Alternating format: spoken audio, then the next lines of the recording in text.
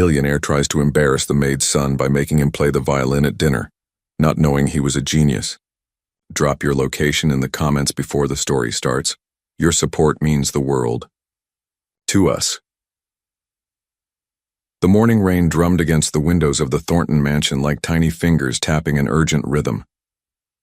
8-year-old Noah pressed his small face against the cold glass of the service entrance, watching droplets race down the pristine surface. He shouldn't be here. Not in this world of marble floors and crystal chandeliers that seemed to stretch endlessly above his head. "Stay close to me, sweetheart," his mother Eliza whispered, adjusting her worn apron with nervous fingers. "Mrs. Patterson called in sick and I couldn't find anyone to watch you. The school emergency meeting ran late and..." Her voice trailed off as footsteps echoed through the grand hallway. Noah had never seen anything like Maxwell Thornton's mansion. Every surface gleamed. Every corner held something beautiful and untouchable. His mother worked here 3 days, a week, but Noah had only heard stories. Now walking through these halls, he felt like he was in a museum where everything whispered, "Don't touch." His curiosity got the better of him. While Eliza hurried to the kitchen to begin preparations for tonight's important dinner party, Noah found himself drawn to a partially open door. Through the crack, he glimpsed something that made his heart skip, a violin sitting on an elegant stand near a massive oak desk. The instrument seemed to call to him. Noah knew he shouldn't, but his feet moved forward anyway. The violin was more beautiful than any he'd ever seen, its wood gleaming like honey in the afternoon light streaming through tall windows. He reached out, barely touching the strings, when a deep voice thundered behind him. "What are you doing in my study?" Maxwell Thornton stood in the doorway, his sharp suit and steely eyes making him look like a character from one of Noah's nightmares. At 35, Maxwell commanded attention wherever he went, and right now, that attention was focused entirely on the small boy who dared enter his private sanctuary. I was just looking," Noah stammered, stepping back from the violin. Maxwell's lips curved into something that wasn't quite a smile. "Just looking?" He stepped closer and Noah could smell expensive cologne mixed with something colder. "Do you know how much that instrument costs, boy? More than your mother makes in 5 years. The cruelty in Maxwell's voice made Noah's stomach twist, but something else flickered in the wealthy man's eyes. Something that looked almost like amusement.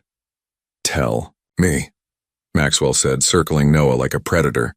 "Can you play?" Noah's throat felt dry. "A little," he whispered. Maxwell's grin widened, and Noah suddenly understood that he had just made a terrible mistake. The man's eyes gleamed with an idea that would change everything, though neither of them knew it yet. "Perfect," Maxwell heard. "Absolutely perfect." The weight of Maxwell's words hung in the air as Noah hurried back to find his mother, but as he walked through the mansion's corridors, memories flooded his mind. Memories of a very different world than these marble halls. Just 3 months ago, Noah had knelt beside a hospital bed, holding the weathered hand of his grandfather, Samuel. The old man's fingers, once nimble on violin strings, trembled as he pressed something small and worn into Noah's palm. "This was your daddy's," Samuel had whispered, his voice barely audible above the beeping machines. It was a small silver pick, tarnished with age. "He used to say music lives in our blood, Noah. Don't let anyone tell you different." Samuel Carter had been a violinist of extraordinary talent, but the world of the 1960s hadn't been ready for a black musician in prestigious concert halls. He'd played in small jazz clubs, in church basements, anywhere that would have him.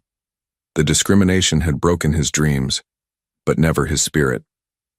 "Your granddaddy was the finest musician I ever knew," Eliza had told Noah after the funeral, tears streaming down her face as she packed Samuel's belongings.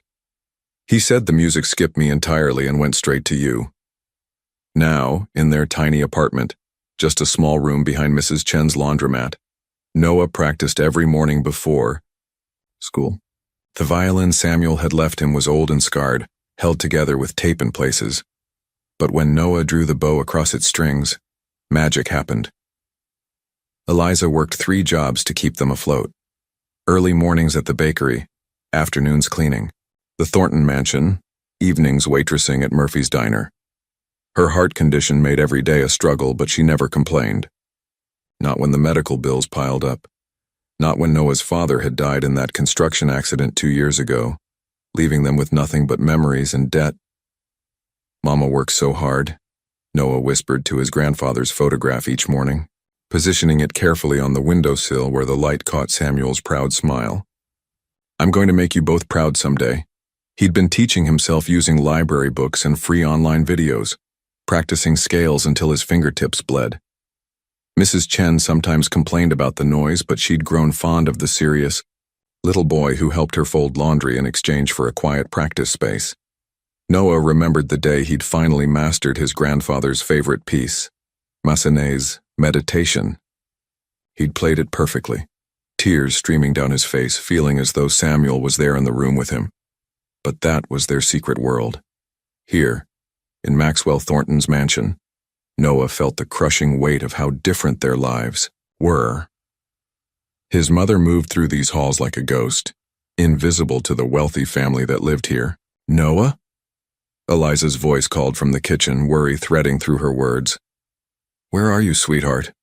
He found her frantically preparing canapes for tonight's dinner party, her movements sharp with anxiety. Dark circles shadowed her eyes, and Noah noticed her hands shaking slightly as she arranged delicate pastries on silver trays. "I'm sorry I wandered off, Mama," Noah said, slipping his small hand into hers. Eliza squeezed gently, but her smile didn't reach her eyes. "It's okay, baby. Just stay close. This dinner is very important to Mr. Thornton. Important people are coming." Noah nodded, but his mind was still on that beautiful violin in Maxwell's study, and the way the man's eyes had gleamed when he'd asked if Noah could play. Something told him this night would change everything. He just didn't know how right he was. The grandfather clock in the mansion's foyer struck 4 o'clock, its deep chimes reverberating through the halls like a countdown to doom. Noah was helping his mother arrange flowers in the dining room when Maxwell's polished shoes clicked ominously across the marble floor. "Eliza." Maxwell's voice cut through the afternoon silence like a blade. "A word." Eliza's hand stilled on the crystal vase she was positioning. Noah felt her body tense beside him the way a deer freezes when it senses danger. "Yes, Mr. Thornton?" she replied, her voice carefully neutral.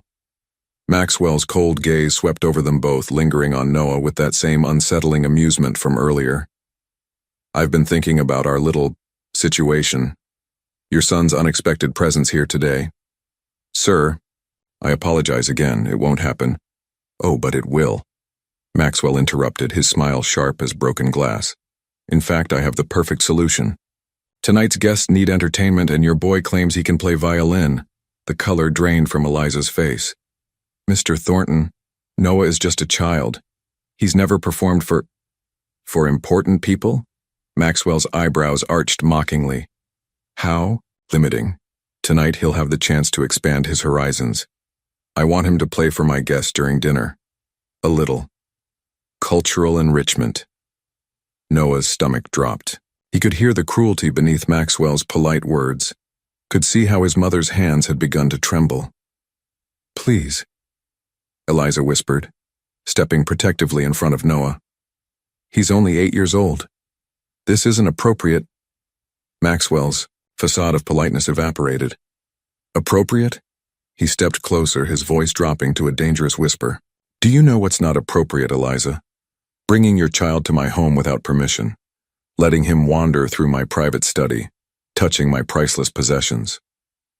"I'll take him home right now," Eliza said desperately. "Mrs. Patterson, will be better tomorrow, and this will never—" "No." The word fell like a hammer. "The boy performs tonight, or you can collect your final paycheck and never set foot in this house again." The threat hung in the air like poison. No one knew what that meant. Without this job, they couldn't afford his mother's heart medication. They'd lose their tiny room behind the laundromat. Everything would fall apart. "Mr. Thornton," Eliza's voice cracked. "Surely you understand that a child cannot what? Cannot humiliate himself in front of wealthy strangers?" Maxwell's laugh was as cold as winter rain. "That's precisely the point, my dear. My guests will be amused by the spectacle, A touching little performance by the help's son. Very democratic. Of me, don't you think? Noah felt his mother's defeat in the way her shoulders sagged. She looked down at him, her eyes filled with anguish and helpless love. I can do it, Mama, Noah whispered. Though his voice shook, he didn't understand exactly what Maxwell was planning, but he could see the trap they were caught in. See? Maxwell clapped his hands together with false cheer. The boy is eager to perform. How delightful. 8 o'clock sharp, in the main dining room. Make sure he's presentable. As Maxwell strode away, his footsteps echoing like gunshots, Eliza sank into a nearby chair and buried her face in her hands. I'm so sorry, baby, she whispered through her fingers. I'm so sorry. But Noah wasn't looking at his mother anymore. His eyes were fixed on Maxwell's retreating figure, and for the first time in his young life he felt something darker than fear burning in his chest. Tonight, Maxwell Thornton expected a humiliation. What he was going to get would be something else entirely. Noah found himself hiding in the mansion's vast library, tears streaming down his cheeks as Maxwell's cruel words echoed in his mind. The leather-bound books seemed to tower over him like silent judges, their golden spines catching the late afternoon light streaming through tall windows. He was so lost in his misery that he didn't hear the soft footsteps approaching until a gentle voice spoke behind him. Rough day, son?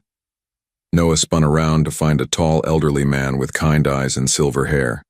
The man wore a simple chauffeur's uniform, but there was something dignified about his bearing, something that reminded Noah of his grandfather Samuel. I'm Victor, the man said, settling into a nearby armchair with careful grace. I drive for Mr. Thornton, and you must be Eliza's boy. Noah nodded, wiping his nose with his sleeve. I'm Noah. Victor studied him with gentle concern. I couldn't help but overhear what happened in the dining room. Maxwell's planning something unpleasant for tonight, isn't he?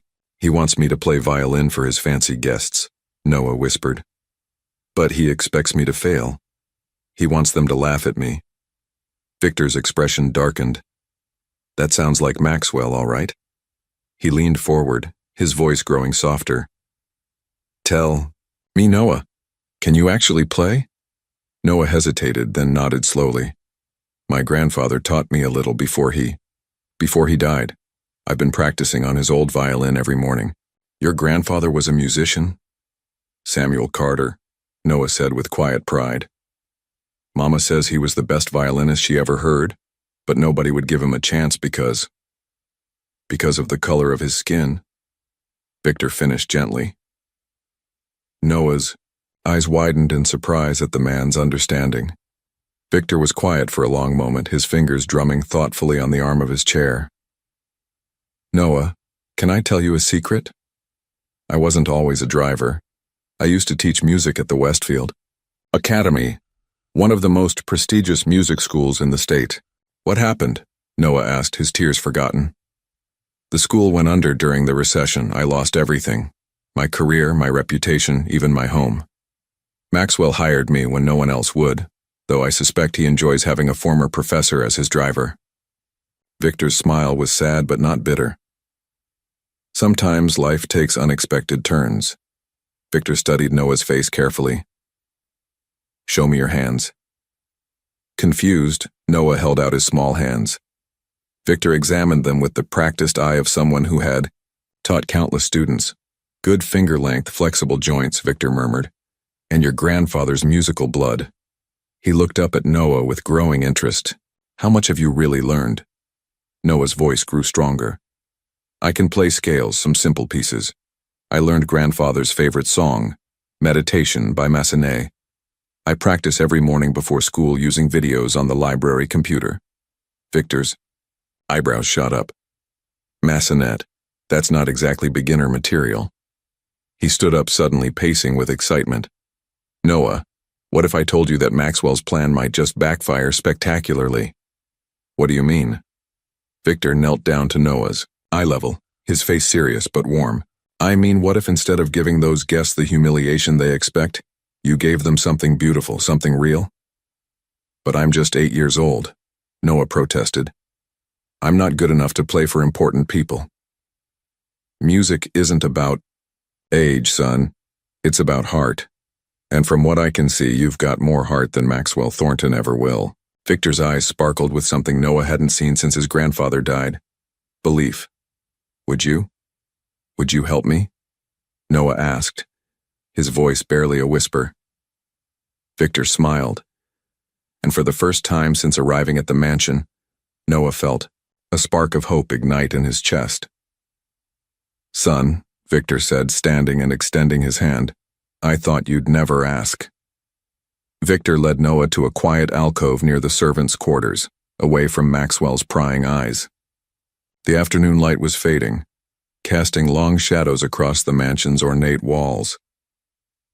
Before we begin, Victor said gently, tell me more about your grandfather. Sometimes understanding where our music comes from helps us find our voice. Noah reached into his pocket and pulled out a small worn photograph. With trembling fingers, he handed it to Victor, who adjusted his glasses to study the image. The photograph showed a young black man in a simple suit, holding a violin with confident grace. Even in the faded sepia tones, his eyes sparkled with unmistakable passion and talent. Victor's breath caught in his throat. His hands began to shake as he stared at the photograph. Dear God, he whispered, his voice barely audible. This is the shadow. The shadow? Noah asked, confused.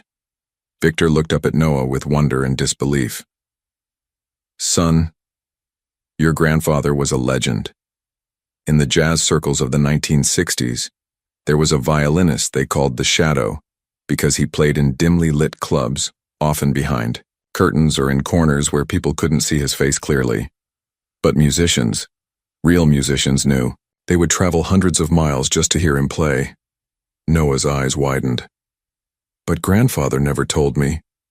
He wouldn't have, Victor said, his voice thick with emotion. The Shadow was brilliant, but the world wasn't ready for a black, classical violinist to get the recognition he deserved. So he played in jazz clubs and church basements anywhere that would have him. The music community whispered about him like he was a ghost. There one night, gone the next.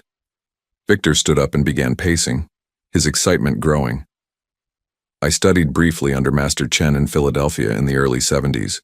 He used to tell stories about a mysterious violinist who could make grown men weep with a single note. He said the Shadow played with the angels themselves. Master Chen taught you? Noah asked. For 2 summers, yes.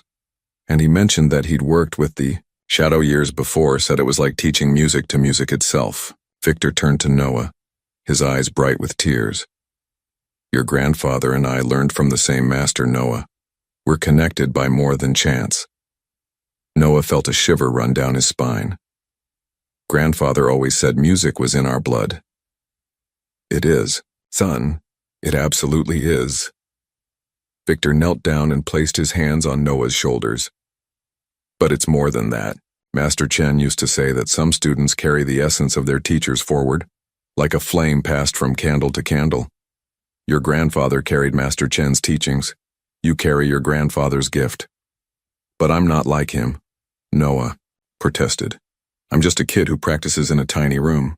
The Shadow started as a child too, playing on a violin held together with wire and hope. Victor's voice grew stronger. Noah, what you're about to do tonight isn't just about proving Maxwell wrong. You're about to honor a legacy that was never properly recognized. Victor stood and walked to the window, gazing out at the mansion's perfectly manicured gardens. Your grandfather deserved to play in concert halls, to have his name in programs, to be celebrated for the genius he was. Instead, he played in shadows. He turned back to Noah, his face resolute. Tonight, you step out of those shadows. Tonight, you play in the light. Noah felt something shift inside him, a connection to something larger than himself, larger than this mansion, larger than Maxwell's cruelty. Will you teach me what Master Chen taught you? Noah asked. Victor smiled, and in that smile, Noah saw the reflection of his grandfather's spirit. I'll teach you everything I know, son. We have 4 hours to prepare you for the performance of your lifetime. Victor led Noah to a forgotten conservatory, tucked away in the mansion's east wing. Dust motes danced in the golden evening light streaming through tall windows, and the air smelled of old wood and forgotten dreams. "Maxwell never comes here," Victor said, carefully closing the door behind them. This room was built by the previous owner, a woman who truly loved music. In the center of the room sat a grand piano, its ebony surface dulled with neglect. But what made Noah's breath catch was the violin resting on Maxwell's desk earlier. Victor had somehow retrieved it. "How did you—" Noah began. "Maxwell's, in his wine cellar, boasting to early guests about tonight's entertainment," Victor said grimly. "He has no idea what this instrument really is." Victor lifted the violin with reverent hands. "Noah, this is a Guarneri del Gesù, made in 1734. It's worth more than most people's houses. Maxwell bought it at auction to impress visitors, but he doesn't understand its true voice." As Victor examined the instrument more closely, his expression changed. His fingers traced faint markings near the chin rest, and his eyes widened with recognition. "Impossible," he breathed. "What is it?" Noah asked. Victor's voice shook with emotion. "These markings. I've seen them before. This violin belonged to the Philadelphia Orchestra in the 1960s. They used these tiny scratches to identify instruments during tours." He looked at Noah with amazement. "Your grandfather played with the Philadelphia Orchestra briefly before they forced him out," Noah finished quietly. "Yes.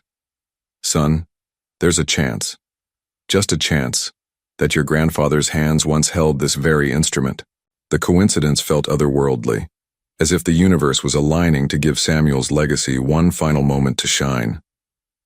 "Let's tune her properly," Victor said, his teacher instincts taking over. "Maxwell probably hasn't had it tuned in months."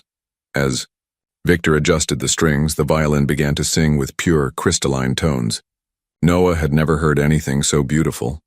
His grandfather's old violin, beloved as it was, had limitations that this instrument simply didn't possess. "Now," Victor said, handing Noah the bow with ceremony, "show me your grandfather's maçonette." Noah positioned the violin under his chin, feeling the smooth wood against his skin. When he drew the bow across the strings, the sound that emerged was transcendent, richer and more powerful than anything he'd ever produced.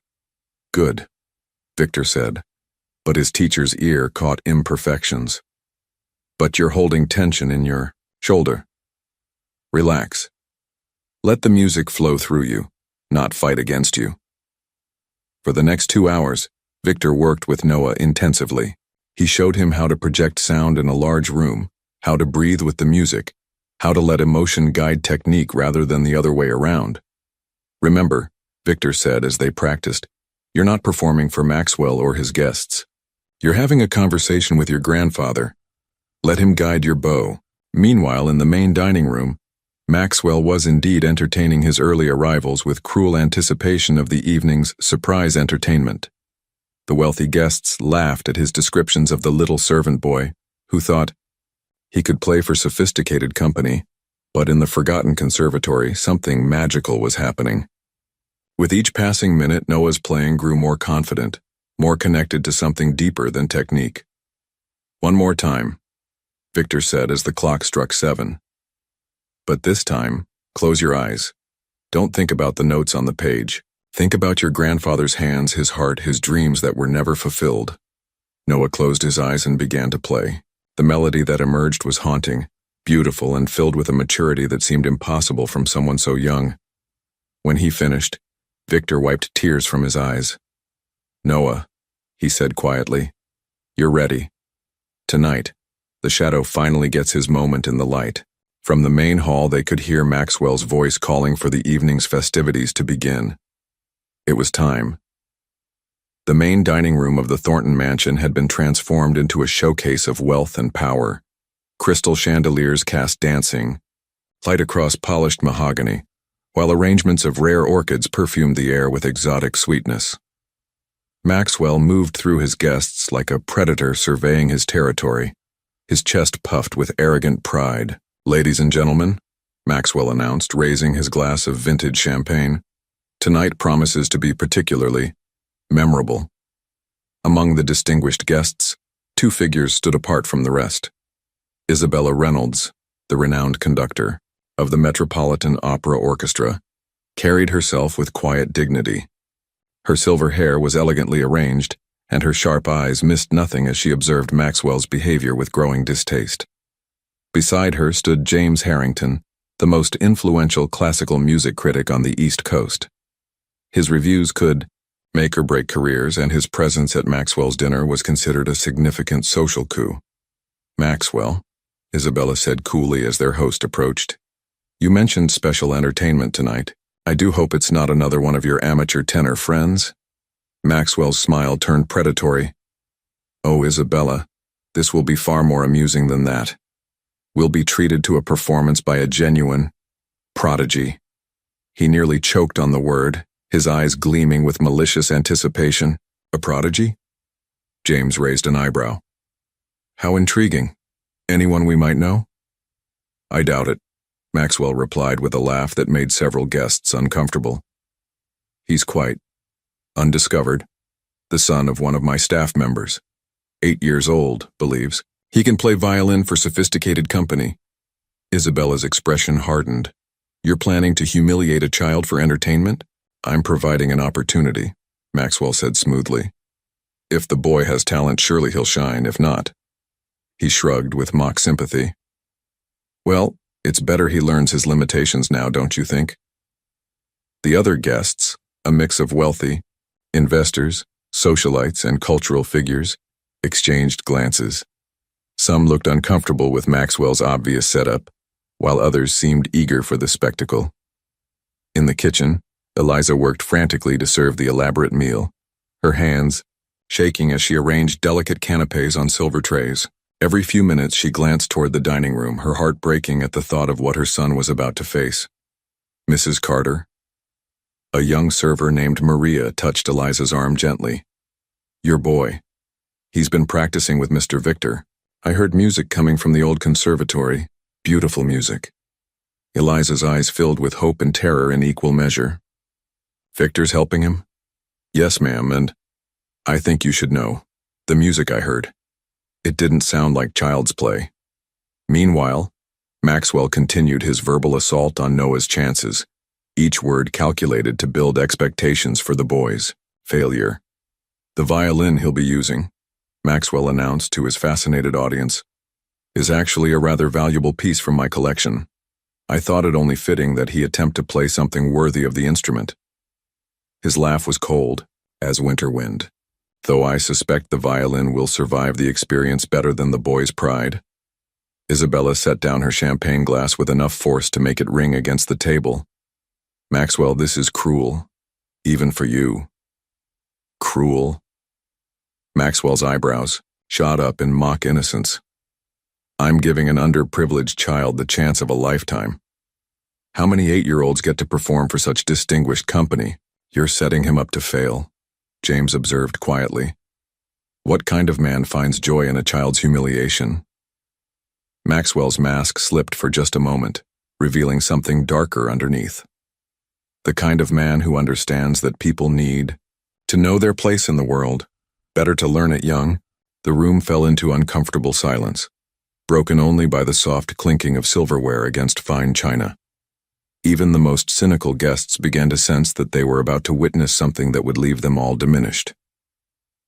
In the conservatory, Noah was putting the Guarneri violin carefully into its case, his small hands steady despite the magnitude of what lay ahead. "Remember," Victor said quietly, "you're not just Noah Carter tonight. You're Samuel's grandson. You carry his music, his dreams, his unfinished song." The sound of Maxwell's voice calling for the entertainment echoed through the mansion's halls, sharp and expectant. It was time for the Shadow's grandson to step into the light. Noah stood outside the dining room's grand double doors, the Guarneri violin case clutched in his trembling hands. Through the ornate glass panels he could see the elegant guests seated around Maxwell's massive table, their faces blurred but intimidating in their sophisticated indifference. His heart hammered against his ribs like a caged bird desperate to escape. The weight of the moment crashed over him. These weren't the kind neighbors who sometimes listened to him practice in Mrs. Chen's laundromat. These were people who belonged to a world where 8-year-old boys like him were invisible, except when they served as entertainment. Panic rose in his throat like bile. What had he been thinking? Victor's encouragement felt like a distant dream now, overwhelmed by the reality of what he was about to attempt. Noah stumbled toward the nearest bathroom, his legs weak and unsteady. The opulent powder room felt like a golden cage, with its marble countertops and mirrors that reflected his fear back at him from every angle. He sank onto the velvet-cushioned chair in the corner and buried his face in his hands, hot tears streaming between his fingers. "I can't do this," he whispered to himself. "I'm just a kid. I'm nobody special." The voices from the dining room drifted through the walls, Maxwell's booming laughter, the cultured tones of his guests discussing art and politics with casual confidence. How could he possibly face these people? How could he stand before them with his second-hand clothes and his grandmother's mended violin technique? "Grandfather," Noah whispered desperately, looking up at his reflection in the ornate mirror. "I don't know how to do this. They're going to laugh at me. They're going to hurt Mama's feelings, and it'll be all my fault." The bathroom door opened softly, and Eliza stepped inside. Her face was pale with worry, but when she saw her son's tears, her expression transformed into something fierce and protective. "Oh, sweetheart," she said, kneeling beside him and pulling him into her arms. "I'm so sorry. This is all my fault. We don't have to do this. We can leave right now." "But your job," Noah started. "Jobs can be replaced," Eliza said firmly, though Noah could hear the fear in her voice. "You are irreplaceable." For a moment they held each other in the golden bathroom while the sounds of wealth and privilege echoed around them. Then Eliza pulled back and looked into her son's eyes. "Noah," she said quietly, "there's something I never told you about your grandfather. Something he made me promise to save for the right moment." Noah wiped his nose with his sleeve, listening intently. "The night before he died, he called me to his bedside. He was so weak, but his eyes were bright and clear." Eliza's voice grew soft with memory. He said, "The music didn't skip you, Eliza. It went deeper. It went to Noah, and when he's ready, it will flow like a river that's been waiting behind a dam." She touched Noah's face gently. "He said that someday, you would play not just for yourself, but for everyone who had been silenced, for every dream that was crushed before it could bloom." Noah felt something shift inside him like a key turning in a lock he hadn't known existed. He really said that? Every word. Eliza smiled through her tears. And he said something else. He said, "When that moment comes, Noah won't be playing alone. Every musician who was never heard, every song that was never sung, they'll all be there with him." Noah stood up slowly, his fear transforming into something else. Not confidence exactly, but purpose. "Mama," he said quietly, "I think I understand now. This isn't about impressing those people out there. What is it about, baby?" Noah picked up the violin case, his hands steady now. "It's about keeping a promise, to grandfather, to all the musicians who never got their chance." Eliza's eyes filled with pride and terror in equal measure as she watched her little boy become something larger than himself. "Then go keep that promise, sweetheart. And remember, no matter what happens out there, you are loved." As Noah and Eliza emerged from the powder room, they found Victor waiting in the hallway, his weathered face etched with concern and understanding. He had watched countless students face their fears over the decades, but never had the stakes felt quite so personal. "How are we doing, son?" Victor asked gently, though he could see the transformation in Noah's posture.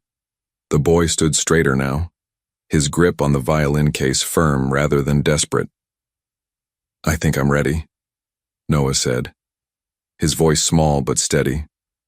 "Mama told me what grandfather said about playing for those who were silenced." Victor's eyes grew bright with emotion. Ah, yes, the weight of representation. He knelt down to Noah's eye level, his voice taking on the cadence of a master teacher imparting crucial wisdom. "But let me tell you something Master Chen taught. Me long ago, something I never fully understood until tonight. He placed his hands gently on Noah's shoulders. When you walk into that room, you'll see people in expensive clothes dripping with jewelry sitting at a table that costs more than most cars. It's easy to think they're better than you, more important than you. Noah nodded, still feeling that intimidation despite his newfound resolve. But here's the secret, Victor continued, his voice dropping to a whisper. Music is the great equalizer. The moment you draw that bow across those strings, none of their money matters. None of their titles or status or fancy educations matter. In that moment, you become the most powerful person in the room. How? Noah asked. Victor smiled, and for a moment the former professor emerged fully. Because music speaks to the soul, Noah. It bypasses all the artificial barriers humans create and goes straight to what makes us human. A billionaire's heart beats with the same rhythm as a child's. A society matron's tears fall just as wet as anyone else's. Eliza watched this exchange with growing amazement, seeing her son absorb wisdom that would serve him far beyond this single night. Your grandfather knew this, Victor continued. When he played in those dimly lit clubs, he wasn't performing for the room. He was speaking directly to each person's hidden heart. The businessman who'd forgotten how to feel wonder, the society wife who'd lost touch with her dreams, the young person afraid to believe in their own potential. Victor stood and walked to the window, gazing out at the mansion's perfectly manicured grounds. Master Chen used to say that technique is just the language, but the music itself is the message, and the message is always the same. You are not alone. You are understood. You matter. But what if I make mistakes? Noah asked. Then, you make them beautifully, Victor replied without hesitation. Perfection is cold, Noah. It's the imperfections, the human moments that make music breathe. Your grandfather's playing was legendary not because it was flawless, but because it was real. Victor turned back to face Noah and Eliza, his expression serious but warm. Tonight, don't play for Maxwell or his guests.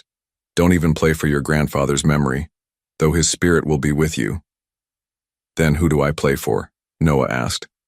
Play for the music itself, Victor said simply. Let it flow through you like water through a riverbed.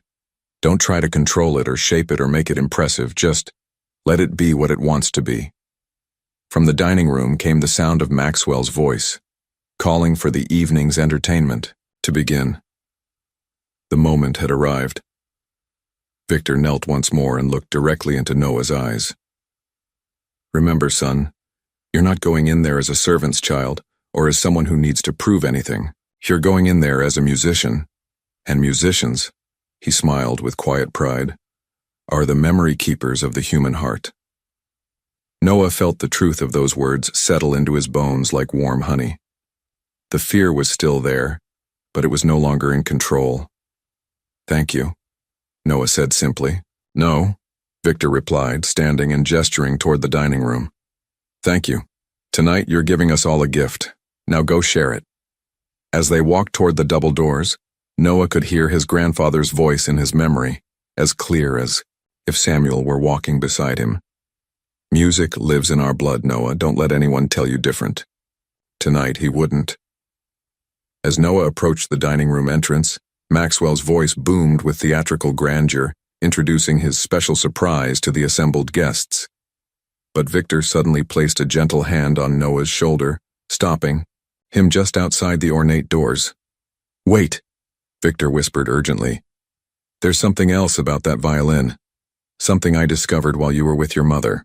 Noah looked up at the older man, seeing an expression of wonder mixed with disbelief on Victor's weathered face.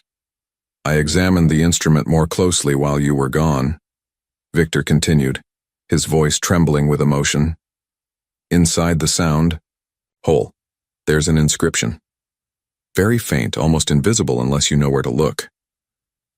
Victor's hands shook as he carefully opened Noah's violin case and lifted the magnificent Guarneri. He angled it toward the hallway light and pointed to tiny markings barely visible through the F-hole. Can you see it? Victor asked. There, scratched into the wood. Noah squinted and could just make out the faintest etching. S.C. For the music that lives forever. The boy's breath caught in his throat. S.C. Samuel Carter? Your grandfather, Victor confirmed, his voice thick with amazement. Noah, this isn't just any Guarneri.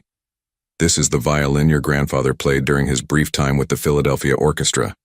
Somehow, impossibly, it found its way to Maxwell's collection. The weight of destiny settled over Noah like a warm cloak. It seemed impossible that chance alone could have brought his grandfather's instrument back into his hands on this crucial night. But how did Maxwell get it? Noah whispered. Victor's expression darkened. Estate auctions, probably. When musicians like your grandfather died without proper recognition, their instruments often ended up sold to collectors who cared nothing for their history. Maxwell likely bought it for the prestige of owning a Guarneri, never knowing whose hands had once brought it to life. Through the dining room doors, they could hear Maxwell's voice growing more animated as he built up the evening's entertainment, his words dripping with anticipated cruelty. This changes everything, Victor said quietly. You're not just playing for your grandfather's memory tonight, Noah. You're reuniting him with his voice. This violin has been silent for years, waiting for the right hands to awaken its true song again. Noah felt a strange tingling in his fingertips as he touched the instrument's neck. It was as if the violin recognized him, welcoming him home after a long separation. Can you feel it? Victor asked, watching Noah's expression with the keen eye of someone who understood the mystical bond between musician and instrument. Noah nodded slowly. It feels alive, like it's been sleeping and just woke up. That's exactly what's happening, Victor said with certainty. Great instruments have memory, Noah. They remember every song they've played, every emotion they've channeled. This violin remembers your grandfather's touch, his passion, his dreams. From beyond the doors came the sound of chairs scraping and quiet conversation as Maxwell's guests prepared for the show they expected to be a humiliation. One more thing, Victor said, his voice urgent but calm. When you play tonight, don't think of it as performing for strangers. Think of it as having a conversation with your grandfather through his violin. Let the instrument guide you. Trust its memory. Noah lifted the violin to his chin for a moment, feeling the smooth wood settle against his collarbone with an almost supernatural familiarity. Even without drawing the bow, he could sense the power sleeping within the strings. He's really going to be there with me, isn't he? Noah asked. In every note, Victor assured him. And Noah, your grandfather waited 40 years for this moment. Don't let him wait any longer. The doors to the dining room swung open, and Maxwell's commanding voice called out, Ladies and gentlemen, may I present our evening's entertainment, young Noah Carter. As Noah stepped forward into the light, carrying his grandfather's violin toward a room full of expectant strangers, he felt the presence of every musician who had ever been denied their moment to shine. Tonight, they would all be heard. The dining room fell into an expectant hush as Noah stepped through the doorway, his small figure dwarfed by the cathedral-high ceilings and glittering chandeliers. The Guarneri violin case seemed to glow under the crystal lights, and every eye in the room fixed upon the 8-year-old boy who stood at the threshold of destiny. Maxwell rose from his seat at the head of the massive mahogany table, his face radiating the smug satisfaction of a predator about to feast. The room had been transformed into an impromptu concert hall, with guests arranged in a semicircle that felt more like a tribunal than an audience. Ladies and gentlemen, Maxwell announced with theatrical flourish, may I present the son of one of my household staff, who believes he possesses the talent to entertain such distinguished company as yourselves. Several guests shifted uncomfortably at Maxwell's obvious setup, while others leaned forward with the morbid curiosity of spectators at a gladiatorial contest. Isabella Reynolds sat rigid in her chair, her conductor's instincts already telling her that something was deeply wrong with this entire scenario. Beside her, James Harrington adjusted his glasses and studied Noah with the sharp eye of someone who had witnessed countless performances, both triumphant and tragic. The boy will be playing on one of my finest instruments, Maxwell continued, gesturing grandly toward Noah's violin case. A genuine Guarneri del Gesù, worth more than most of you earn in a year. I thought it only fitting that he attempt to rise to the level of such craftsmanship. Noah felt the weight of every gaze upon him, but instead of crumbling under the pressure, he found himself drawing strength from the violin case in his hands. He could almost feel his grandfather's presence, steady and reassuring, flowing through the instrument that had once given voice to Samuel's unrecognized genius. "Please, young man," Maxwell said with exaggerated courtesy, "do take your position. We're all quite eager to hear what you've prepared for us." The designated performance area was a small clearing near the room's grand fireplace, where Noah would stand exposed and vulnerable before the assembled wealth and power. As he walked toward it, his footsteps seemed unnaturally loud on the polished marble floor. Victor appeared in the servant's entrance, his face carefully neutral but his eyes burning with protective intensity. Eliza stood beside him, her hands clasped so tightly her knuckles had gone white. Both of them radiated silent support toward Noah, their love forming an invisible shield around the boy. "Take all the time you need to prepare," Maxwell said magnanimously, though his tone made it clear that any delay would only add to the eventual humiliation. "We understand that this might be overwhelming for someone so young and inexperienced." Noah carefully opened the violin case, and a subtle gasp rippled through the room as the magnificent Guarneri was revealed. Even those guests who knew nothing about music could recognize the instrument's obvious value and craftsmanship. But Noah saw something they couldn't. He saw his grandfather's violin, returned to him across the years like a miracle. As he lifted the instrument from its velvet-lined case, he could swear he felt Samuel's weathered hands guiding his own. Isabella leaned forward in her chair, her trained eye immediately recognizing something special about the way Noah handled the violin. There was a reverence in his touch, a natural understanding that couldn't be taught or faked. "Whenever you're ready," Maxwell called out, settling back into his chair like a Roman emperor about to watch Christians face the lions. Noah positioned the violin under his chin, feeling the familiar weight of the chin rest against his collarbone. The room seemed to hold its breath as he raised the bow, every person present sensing that they were about to witness something significant, though few understood exactly what. In that moment of perfect silence, Noah closed his eyes and whispered, something too quiet for anyone else to hear, "This is for you, grandfather. Let them hear your voice." The bow touched the strings and the first note rose into the air like a prayer seeking heaven. The transformation began immediately. The first notes of Massenet's meditation emerged from the Guarneri with tentative grace, like a bird testing its wings after a long winter. Noah's initial strokes were careful, almost hesitant, and several guests exchanged knowing glances. This was exactly what they had expected from a child attempting to play far above his station. Maxwell's smile widened as he settled deeper into his chair, already savoring the impending collapse of the boy's confidence. A few guests barely suppressed snickers, their faces showing the cruel anticipation of watching someone fail spectacularly. But then something extraordinary began to happen. As Noah's bow found its rhythm across the strings, the hesitation melted, away like morning frost under sunlight. The violin seemed to awaken in his hands, responding to his touch with an increasingly rich, pure tone that filled the dining room with unexpected beauty. Isabella Reynolds straightened in her chair, her trained ear immediately recognizing that what she was hearing defied every expectation. This wasn't the fumbling attempt of an amateur child. This was music being born from genuine emotion and surprising skill. The melody began to soar, each note flowing into the next with a fluidity that spoke of countless hours of secret practice and natural talent. Noah's eyes remained closed, his small frame swaying gently with the music as if he were channeling something far larger than himself. Maxwell's confident smirk began to falter. The sounds emerging from his dining room weren't the screeching failure he had orchestrated. They were hauntingly beautiful, filled with a depth of feeling that seemed impossible from someone so young. James Harrington leaned forward, his critical faculties fully engaged. In 30 years of reviewing performances, he had learned to distinguish between technical competence and true musical expression. What he was witnessing fell clearly into the latter category. The room began to transform around Noah's performance. Conversations died mid-sentence. Silverware was quietly set down. Even the most cynical guests found themselves drawn into the spell of the music, their expectations crumbling before the reality of what they were experiencing.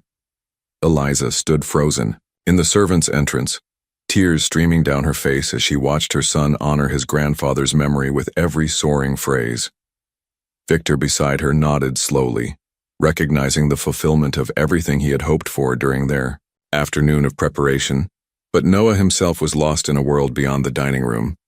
In his mind, he stood in a dimly lit jazz club from decades past, playing alongside his grandfather Samuel. He could feel the shadow's presence guiding his fingers, teaching him to find the spaces between notes where emotion lived. The violin sang with increasing power and confidence, its voice carrying not just the melody but the accumulated dreams of every musician who had been silenced or overlooked. The instrument seemed to remember its own history, channeling the passion of its previous owner through Noah's young hands. Maxwell's face had gone pale. This wasn't supposed to happen. The boy was supposed to fail, to provide amusing entertainment for his guests.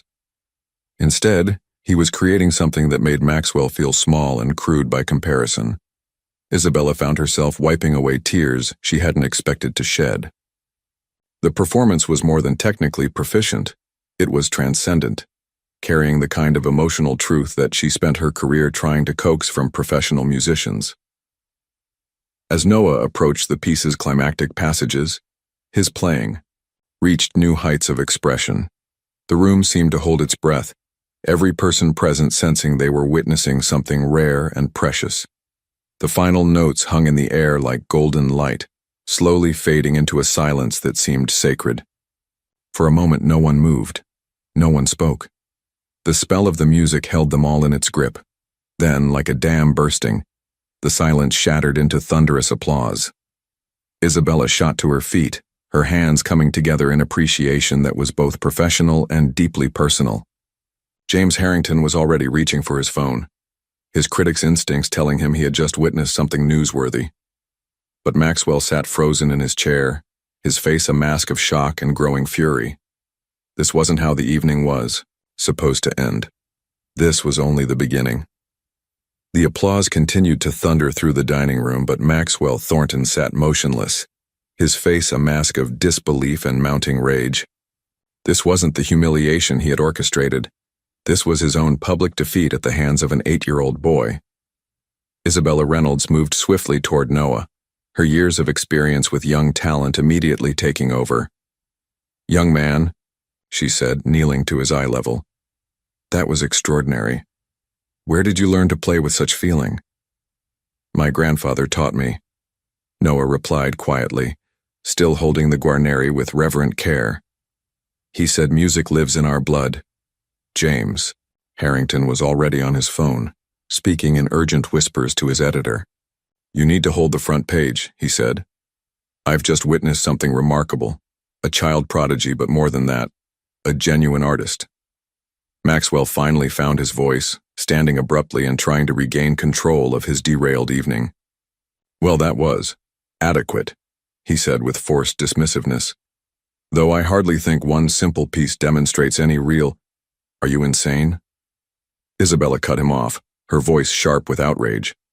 She turned to face Maxwell fully, her petite frame radiating authority.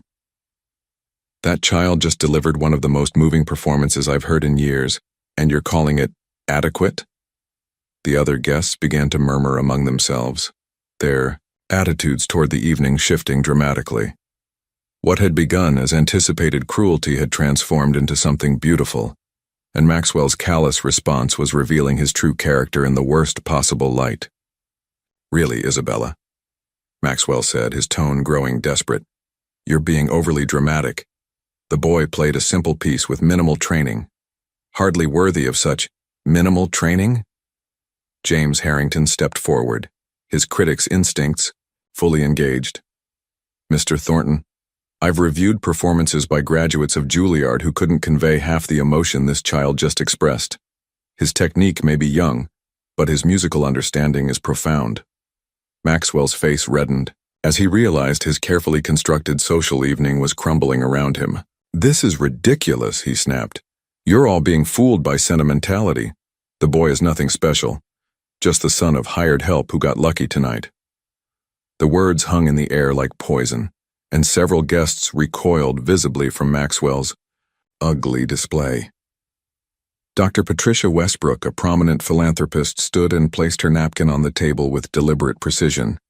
"Maxwell," she said coldly, "your behavior tonight has been absolutely disgraceful. Attempting to humiliate a child for entertainment? I'm appalled." "Patricia, you're overreacting," Maxwell began, but she cut him off with a raised hand. "I'm withdrawing my foundation's support from your charitable ventures," she announced loudly enough for everyone to hear. "We don't associate with people who find cruelty amusing." A ripple of shocked whispers spread through the room.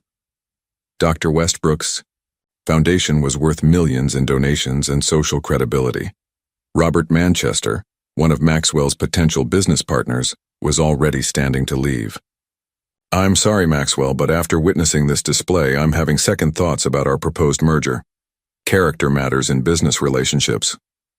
Maxwell watched in horror as his evening of triumph transformed into social suicide. Guest after guest began making their excuses, their disgust with his behavior overriding any social obligations they might have felt. "You're all making a terrible mistake," Maxwell said desperately. "The boy's performance was nothing more than a fluke. A momentary. The only mistake here," Isabella said with icy precision, "was yours, Maxwell. You tried to orchestrate the humiliation of a gifted child, and instead you've revealed the poverty of your own character." She turned to Noah with gentle warmth. "Young man, would you be interested in auditioning for our youth development program? I believe you have extraordinary potential." Noah's eyes widened with wonder, but before he could respond, James Harrington stepped forward. "I'd like to write a feature about you for the Times," he said. "The world should know about your talent, and about how it was discovered." Maxwell's face went ashen as he realized the implications. A major newspaper feature about the evening would spread far beyond these walls, carrying the story of his cruelty to a much wider audience. "Now wait just a minute," Maxwell said, his voice cracking with panic. "There's no need to involve the press in a private dinner party." "Oh, but there is," James replied with the cold smile of a journalist who had found the perfect story. "The public has a right to know about emerging talent, and about those who try to suppress it." Victor appeared at Noah's side, pride radiating from his weathered face. "Come on, son," he said gently. "I think it's time we got you and your mother home." As they prepared to leave, Maxwell made one last desperate attempt to salvage his reputation. "This is all a misunderstanding," he called out to his departing guests. "I was simply providing an opportunity, but the dining room was already half empty, and those who remained looked at him with undisguised contempt. The empire Maxwell had, built on cruelty and exploitation, was crumbling, one departing guest at a time. 3 weeks after that transformative evening at the Thornton Mansion, the world had shifted on its axis for everyone involved. The morning sun streamed through the windows of Isabella Reynolds's elegant office at the Westfield Academy of Music, where she sat across from Eliza and Noah, official documents spread across her mahogany desk. "The scholarship covers everything," Isabella explained warmly, her voice filled with genuine excitement. "Tuition, room, and board for both of you, and access to our finest instructors. Noah will work with Master Chen's successor, who trained at the same conservatory in Philadelphia where your father once studied." Eliza's hands trembled as she signed the papers that would change their lives forever. Gone were the days of working 3 jobs and worrying about medical bills. The academy had not only offered Noah a full scholarship, but had created a position for Eliza in their administration, complete with health benefits and housing in the faculty quarters. "I still can't believe this is real," Eliza whispered, tears of gratitude flowing freely. Meanwhile, across town, Maxwell Thornton sat in his lawyer's office, surrounded by a growing mountain of legal troubles. The newspaper article about Noah's story had triggered an avalanche of investigations into Maxwell's business practices. Former employees had come forward with tales of mistreatment, and several of his companies were now under federal scrutiny. "The Montgomery Group has withdrawn their investment," his lawyer reported grimly. "That's the 3rd major partner this week. The Patterson Foundation is also reviewing their endowment to your museum wing. Maxwell stared out the window at the city skyline, watching his empire crumble just as Victor had anonymously provided. Authorities with evidence of labor violations and financial irregularities that had been hidden for years. Back at the academy, Victor had found new purpose as well. Isabella had offered him a position as instructor emeritus, recognizing his decades of experience and his unique connection to Noah's musical heritage. "The boy has remarkable instinct," Victor told Isabella as they watched Noah practice in one of the academy's beautiful rehearsal rooms. "But more than that, he carries something special, a connection to the music that can't be taught." Through the soundproof glass, they could see Noah working with his new violin, not the Guarneri, which had been rightfully returned to Maxwell's collection, but a beautiful modern instrument that Isabella had personally selected for him. The music that flowed from the room was pure joy, the sound of talent finally free to flourish. James Harrington's feature article had been picked up by news outlets across the country, turning Noah into something of a sensation. But Isabella had carefully protected the family's privacy, ensuring that any media attention focused on Noah's talent rather than exploiting his story. "3 record labels have already called," Isabella told Eliza during their meeting. "But I've told them all the same thing. Noah is 8 years old. He needs time to grow and learn, not to be turned into a commodity." The academy had become Noah's sanctuary, a place where his gift was nurtured rather than exploited. In the faculty dining room, professors would pause their conversations when Noah passed by, not because he was a curiosity, but because he radiated the pure love of music that reminded them why they had chosen their profession. Dr. Patricia Westbrook had personally funded a new scholarship program in Noah's honor, designed to seek out and support talented children from underprivileged backgrounds. "Every child deserves the chance to let their light shine," she had announced at the program's launch. As the weeks passed, Maxwell's isolation grew complete. Former friends avoided his calls, business associates distanced themselves, and the society pages that once celebrated his gatherings now ignored him entirely. The mansion felt empty and cold, its opulent rooms echoing with the memory of a performance that had exposed the poverty of his character. One evening, Victor made an unexpected visit to the mansion. He found Maxwell sitting alone in his study, staring at the empty violin stand where the Guarneri once rested. "She's gone," Maxwell said without looking up. "Sold it yesterday to pay legal fees." Victor felt no satisfaction in seeing his former employer's downfall. "You could have been part of something beautiful that night," he said quietly. "Instead, you chose cruelty." Maxwell finally looked up, his face aged by weeks of stress and public humiliation. "I don't understand what happened. How did that boy?" "Did what you never learned to do," Victor replied. He listened to his heart instead of his pride. As Victor left the mansion for the final time, he carried with him the satisfaction of knowing that sometimes justice did prevail. Behind him, Maxwell sat alone with his expensive possessions and empty life, while across town, Noah's laughter echoed through the halls of the academy as he raced to his next music lesson. The boy who had been meant for humiliation had instead become a beacon of hope, proving that talent and character would always triumph over wealth and cruelty. 1 year later, the Westfield Academy's concert hall buzzed with anticipation as families and faculty gathered for the annual spring recital. Noah, now 9 years, old and glowing with confidence, stood backstage in his crisp white shirt and bow tie, carefully tuning a violin that held special significance. Isabella had managed the impossible. She had tracked down and purchased Samuel Carter's original violin from the pawn shop, where it had languished for years.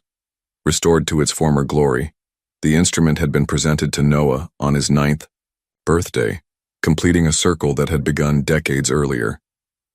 "Ready, sweetheart?" Eliza asked, adjusting Noah's bow tie with gentle hands. She looked radiant in her new life, her health improved by proper medical care and the absence of crushing financial stress. "I'm ready, Mama," Noah replied, his voice steady and sure. In the year since that fateful evening at Maxwell's mansion, he had grown not just as a musician, but as a young man who understood the responsibility that came with his gift. Victor appeared in the wings, resplendent in his professor's formal attire, a position that had restored his dignity and purpose. "Your grandfather would be so proud," he told Noah, placing a supportive hand on the boy's shoulder. The curtain rose, and Noah walked onto the stage to warm applause. In the audience, he could see the faces that had become his new family. Isabella beaming from the front row, his fellow students cheering him on, and professors who had nurtured his talent with patience and wisdom.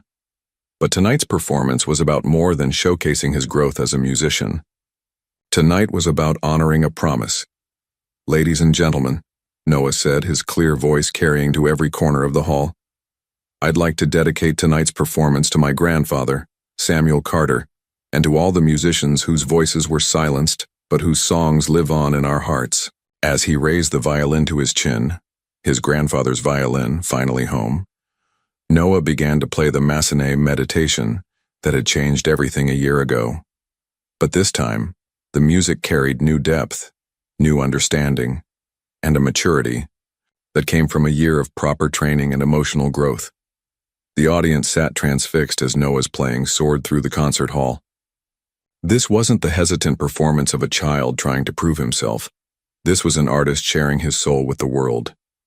In the back of the hall, unnoticed by the audience, a maintenance worker paused in his duties to listen. He was older, now wearing a simple uniform instead of expensive suits, but his face was unmistakable. Maxwell Thornton, reduced to janitorial work after losing everything, stood frozen as the music washed over him. For the first time in his life, Maxwell truly heard what he had tried to destroy that night in his dining room. As Noah's violin sang with pure emotion, Maxwell felt something crack inside his chest. The first genuine feeling he had experienced in years. When the final note faded into reverent silence, the hall erupted in thunderous applause. But Noah's eyes were drawn to something else, a movement near the back of the hall where Maxwell quietly slipped out into the night, tears streaming down his face. After the concert, the Carter family made their traditional visit to Riverside Cemetery. The sun was setting as they approached Samuel's grave, where a new headstone now stood. Through Isabella's efforts and a grant from Dr. Westbrook's foundation, Samuel Carter was finally properly memorialized. Samuel the Shadow Carter, a master musician whose light now shines through the generations. Noah sat on the grass beside the grave and began to play softly, his grandfather's violin singing a gentle melody into the evening air. Eliza and Victor stood nearby, their hearts full as they watched the boy honor the man who had made it all possible. "Can you hear him, grandfather?" Noah whispered as he played. "Can you hear the music we're making together?" A gentle breeze stirred the leaves overhead, and for a moment, it seemed to carry the faint echo of another violin, harmonizing with Noah's in perfect unity. As the stars appeared overhead, Noah played one final note that seemed to hang in the air like a blessing. The Shadow's grandson had stepped fully into the light, carrying forward a legacy of music, courage, and the unshakable belief that every voice deserves to be heard. In the distance, a lone figure watched from behind a tree. Maxwell, changed by the music he had once tried to mock, beginning his own long journey toward redemption. The music lived on, as it always had, as it always would.